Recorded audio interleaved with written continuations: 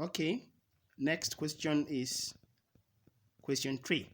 If the equation x squared minus in bracket p minus 2x plus 1 equal to p open bracket x minus 2 close bracket is satisfied by only one value of x, what are the possible values of p? So when we say only one value of x, it is satisfied by only one value of x. What does that imply? It means that the equation has equal roots. That is the meaning. You know, there are three types of roots. We have equal roots, we have distinct roots, okay, real and distinct roots, and then we have complex roots, okay. We've explained those things before, those types of roots before. So now for this one, the fact that the equation is satisfied by only one value of x, it means that the equation has equal roots. And now let's write it in the standard quadratic form. So we have solution x squared minus p minus 2 then x plus 1. This is equal to p bracket x minus 2. This is it. All right. Now we can rearrange it, open the bracket, and then rearrange it in terms of the decreasing values of x, powers of x. So we can have x squared minus xp. Okay, because this is x outside the bracket, it will multiply this minus and multiply this p. Okay, we have minus xp, then minus minus here becomes plus 2x, all right, plus 1. This is it. Then this would be equal to px minus 2p. See that? The next thing is to collect like terms. Okay, this is the only term in x squared. So there is only one term in x squared, and I leave it x squared. All right. Then the next thing is to put these x's together. You see, they are there. See that? All right. I can have now. This is minus xp plus 2p 2x. This is 2x. All right. This is 2x. Then minus px. Then plus 1 plus 2p. This is now equal to 0. All right. I can factor out x between this and this, so we can have x squared minus minus x bracket. This is p now. Pulling out negative means that the signs here are going to change. Minus 2 plus x plus p. Right? Like this.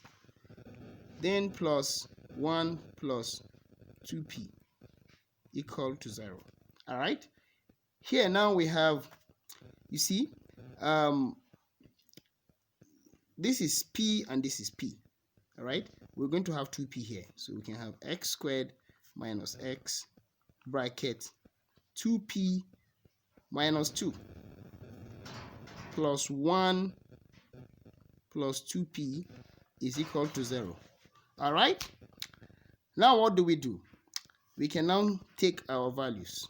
Here, a is equal to 1, b is equal to coefficient of x, which is minus bracket 2p minus 2, which is simply 2 minus 2p, right?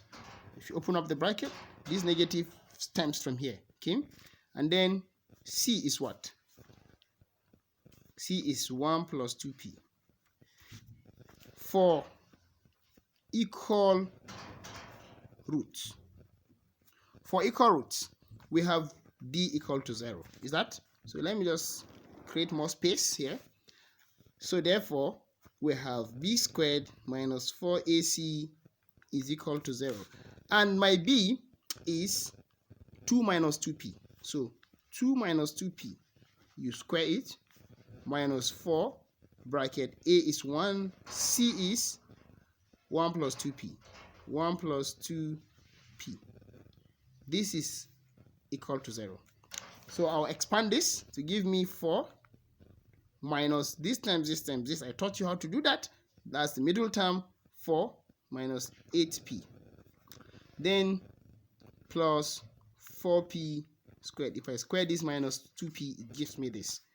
Then we have minus 4, if you open up this bracket, minus 8p, right? This would be equal to 0. So we can now have 4p squared. The next term in p is going to be, I'm arranging it in descending powers of p.